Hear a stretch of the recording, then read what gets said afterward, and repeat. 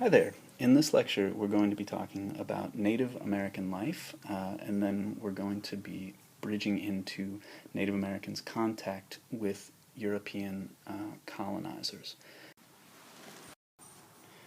We're going to start with this image, which some of you may have seen.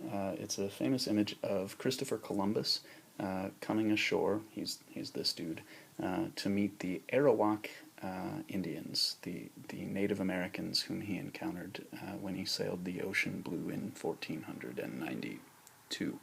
And we're going to use this image as a way to sort of look at the way that Native American history used to be interpreted, and also the way that historians have changed their views of Native Americans in the last several years.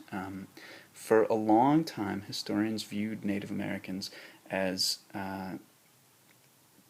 essentially undifferentiated. That means they honestly couldn't or didn't bother to tell Native Americans apart from each other. And they also viewed Native Americans, and this is not everyone, but sort of a large majority of historians, viewed Native Americans as unchanging, which means they had been the same way for a long, long time. And the same way that they were was, in some ways, uncivilized. And you can sort of see that here. You see these people naked in the background dancing. The word savage has been used to describe them very frequently, and it was very frequently used to show them. And you can sort of see that here. They're naked. They seem very impressed with Christopher Columbus. All of that. In the past 40 years or so, though, historians have started looking into other sources of evidence, especially evidence that came from Native Americans themselves, archaeological evidence, and then also reinterpreting, taking a new look at the old evidence that they'd always looked at. And they've come up with some really, really important insights, which I'm hoping that we will benefit from here. The first major insight that historians have come up with in the past 40 years, they've actually come up with more, but we're going to focus on two, is that Native American societies were simply structured very differently from European societies.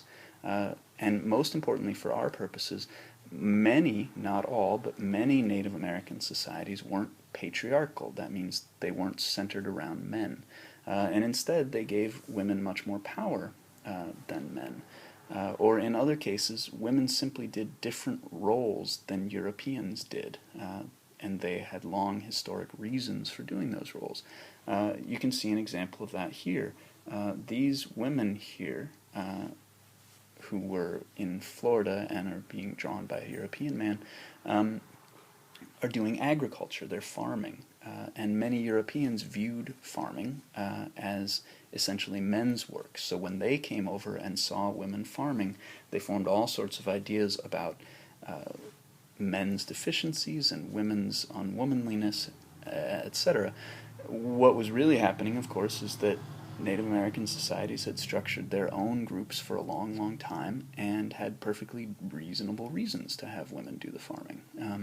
So historians have started looking at the way that Native Americans structured their societies in sort of a more sophisticated way. The second major insight we're going to come up with here and exploit is that Native Americans had different ways of fighting each other and also different ways of dealing with outsiders than Europeans did.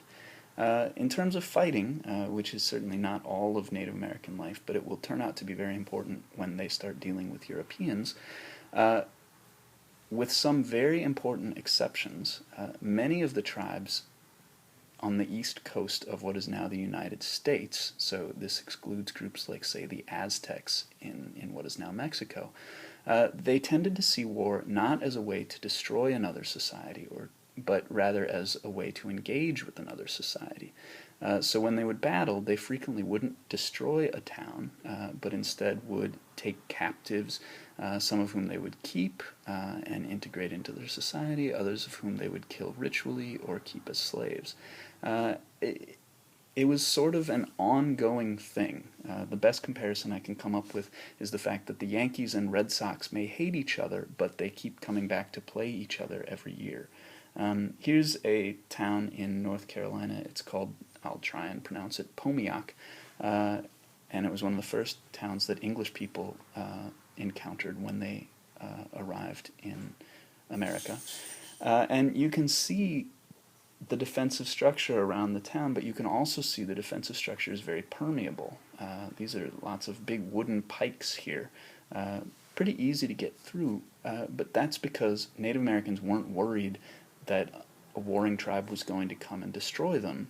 Instead, there was going to be, a raid that would take some of their people or goods, and they would expect to go raid back next time. Okay.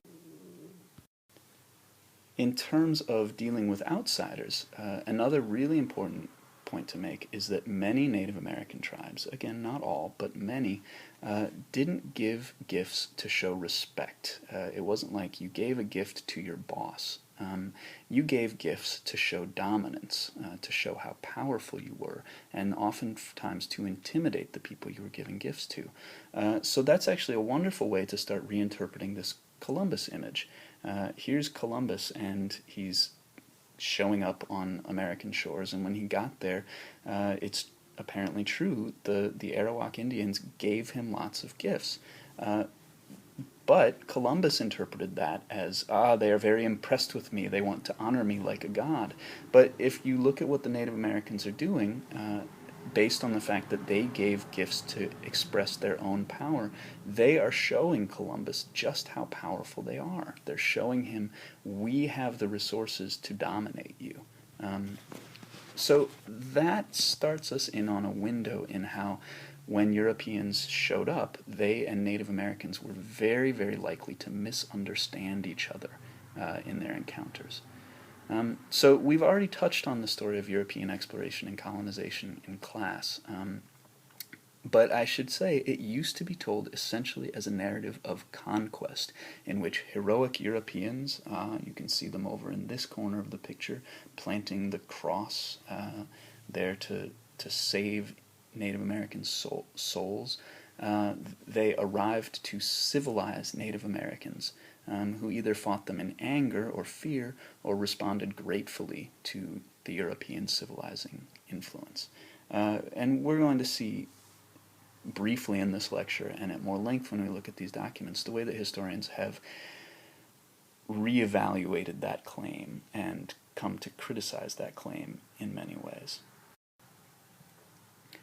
So here's a map of European colonization into America. And this map is really interesting. For one thing, it's from 1755, and it's worth noting how little inroads Europeans had actually made into the continent of North America.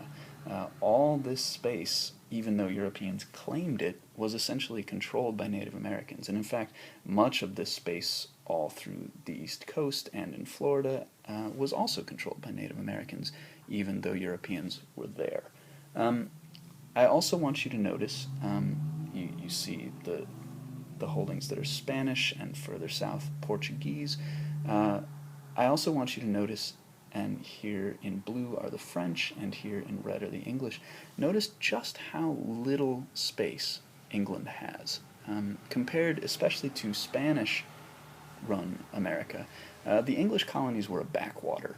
The Spanish had plantation economies, they had enormously lucrative sugar plantations, and whereas the French had furs, which were extraordinarily profitable. The English had very little of that. What the English had is essentially adequate, not great agricultural farming land up and down the eastern seaboard.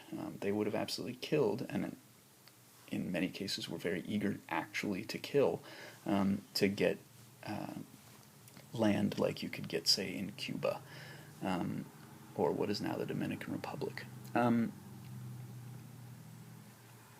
So it's worth noting that each of these colonizing groups, the French, the English, and the Spanish, interacted with Native Americans in very, very different ways. Given the direction that the United States eventually took, and the story that we're going to be telling, we're going to be focusing on England. But, of course, the Spanish and French didn't treat Native Americans the ways that the English did. Okay, we're back to Columbus. So I noted originally that people have started thinking of Native slash European relations less as a conquest, and that's really the key change. Historians no longer look at this as a conquest. The term that we now use, and I think it's a much more appropriate term, is as an exchange. An exchange. And the famous term is the Columbian Exchange, named after this dude, Christopher Columbus. Which is to say, after Columbus came, Native Americans and Europeans began exchanging things. They started exchanging all sorts of things, in fact, ideas, goods, people, slaves, and perhaps, actually, most crucially, germs. I noted that the French, English, and Spanish all dealt with Native Americans in very, very different ways, but it's worth saying that in some ways the differences culturally were perhaps less important than the differences between Europeans and Native Americans in terms of immunity. And we see that here. This is just one tiny shred of evidence of the effect that Europeans had on Native Americans, and it had nothing to do with civilization or lack of civilization. It had to do with immunity to smallpox and chickenpox and a number of other diseases. So, for what it's worth, you might consider as we move forward two things.